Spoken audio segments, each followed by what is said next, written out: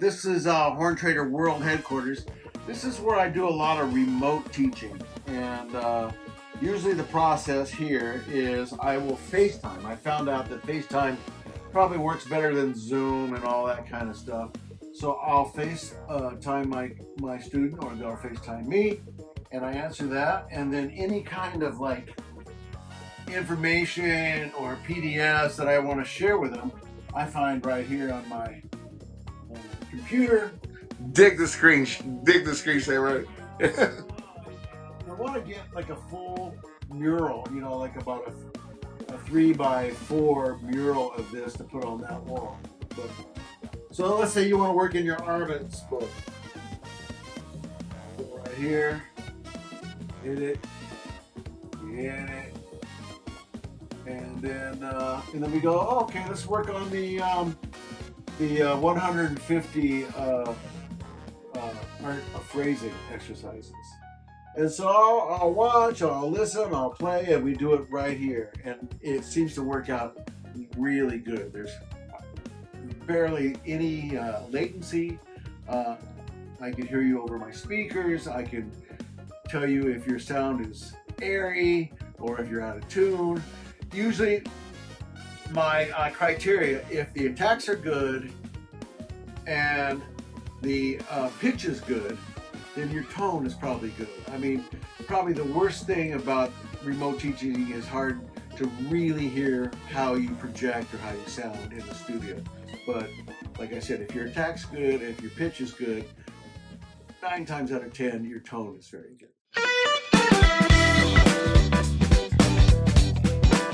At the moment, a single lesson is $100. If you wanted to sign on and take a block of lessons, a 4 block, that's $325. So there's a significant bargain to take lessons with a block of lessons. And that means I get paid up front. That makes it easy for me to schedule. And I'm not the guy who says every week, but we have one coming up, and I'm gonna, when do you want to schedule your next lesson? You're going on a vacation, I gave you a lot of stuff, maybe you want to assimilate it, those kinds of things come into, it doesn't have to be every week, but the block lessons. And so I can do hourly, half hourly, monthly, daily. If you go to horntrader.com and under trumpet lessons, you'll see a vast options.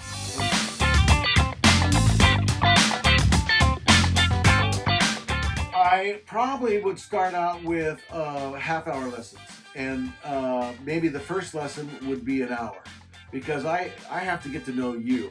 So the first lesson, say you would buy a block of 8 half-hour lessons, so that comes to the same price as $325 as 4 lessons.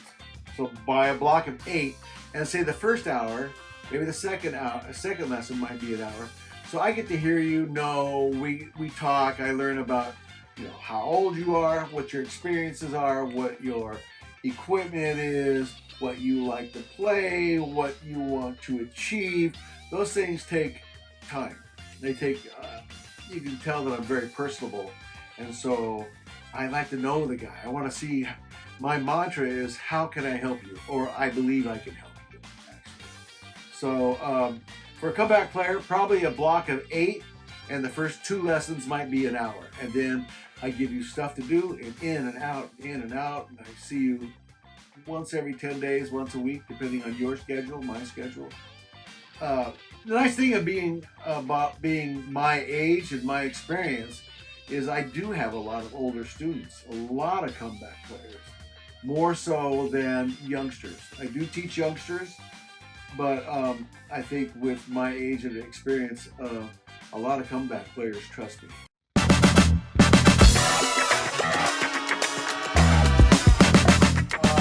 Wow, that's a tough subject, in that there's so many ways to follow your dreams. I say, you know, follow your dreams, but you have to think about it intelligently. Me personally, I didn't decide to be a professional trumpet player until I was 24.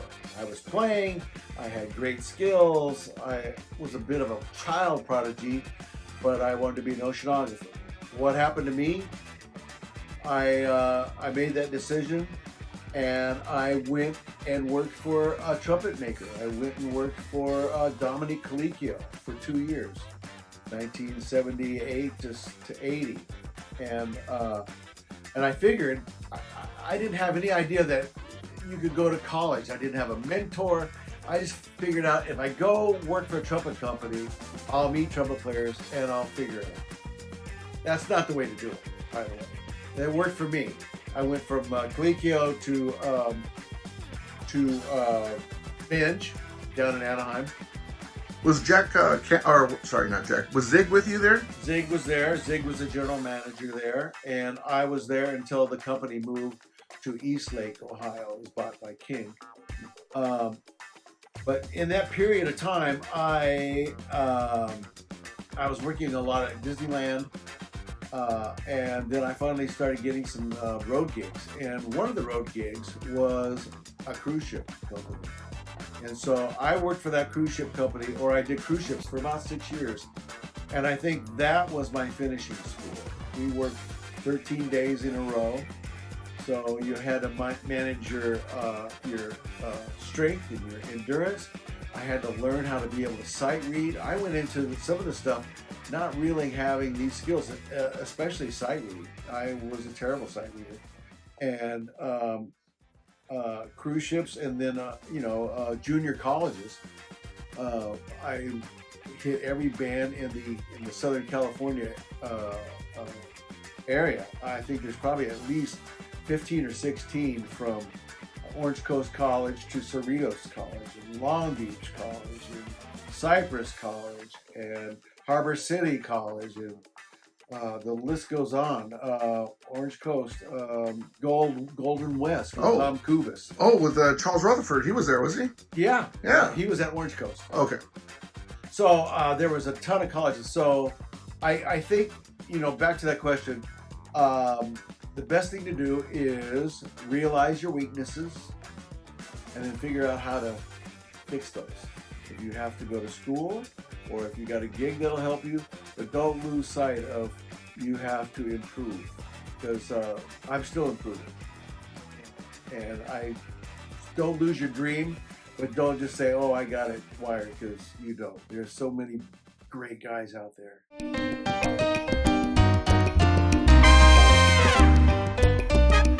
Well, I mean, that is really important. And there's a lot of people who would disagree with you. So, hey, my people. I believe it. I believe that being forthright and always, telling your truth, speaking your mind, which gets me in a lot of trouble. Me too. But I think being truthful helps a lot, and helpful, and don't get wrapped up in that yo-cat, drama. Try and do your job. I think it was Rick Baptist who came out with a little pamphlet, that said, things to do in the music business to succeed. And one of them was just, sit down and shut up. Don't ask too many questions. Come prepared. Be on time. There you go. Like 5 things. That's what you really need.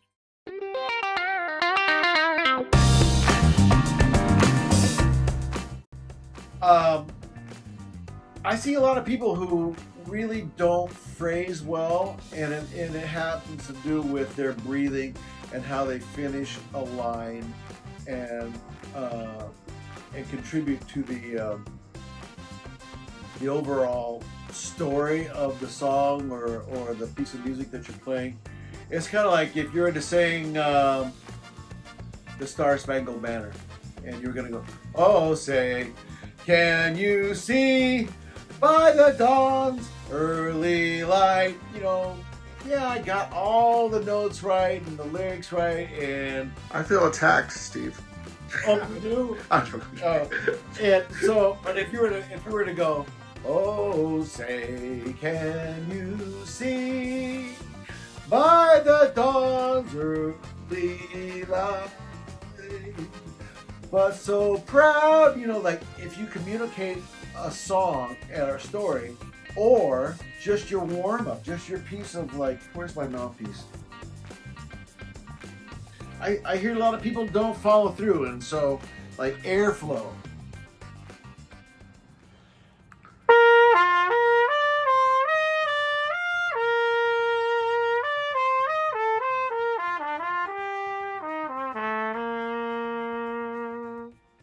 All one breath, phrasing. It doesn't have to be correct phrasing, but just the flow of air. Instead of stopping with your harsh attack at the beginning and a harsh attack or an abrupt ending, like to stop with your tongue. Let's see.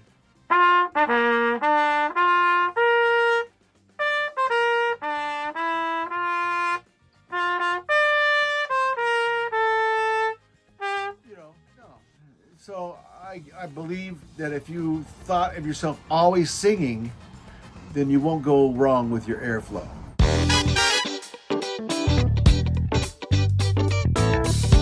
I would find out what makes trumpet players tingle. What are those cult horns? What are those things? I've gone through different phases. For example, I used to sell Carol brass, and I found out that there was a real lack of a good pocket trumpet.